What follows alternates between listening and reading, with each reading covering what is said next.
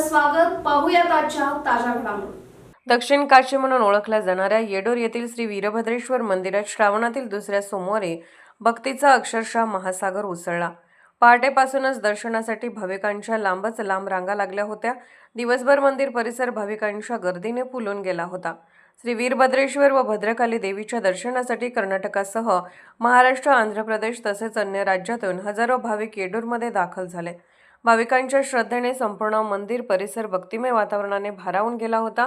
श्रावण सोमवार निमित्त मंदिरात विशेष पूजा, अभिषेक, महाआरती आणि पालखी सोहळ्याचे आयोजन करण्यात आले.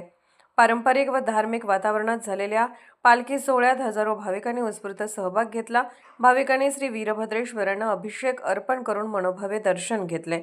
भाविकांची वाढती गर्दी लक्षात घेऊन मंदिर प्रशासनाकडून दर्शन व्यवस्था तसेच आवश्यक सोयी सुविधा उपलब्ध करून देण्यात आल्या.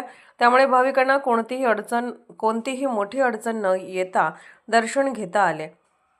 श्रीशैल जगद्गुरूंच्या मार्गदर्शनाखाली येडूर क्षेत्राचा सातत्याने विकास होत असून भाविकांच्या सोयीसाठी विविध सुविधा निर्माण करण्यात आल्या आहेत. श्रावणातील दुसऱ्या सोमवारच्या निमित्ताने येडूर नगरीत दिवसभर श्री वीरभद्र भद्रकाली च्या जयघोषासह भक्ती आणि उत्साहाचे वातावरण पाहायला मिळाले. SB न्यूजसाठी विष्णू शिंगाडे.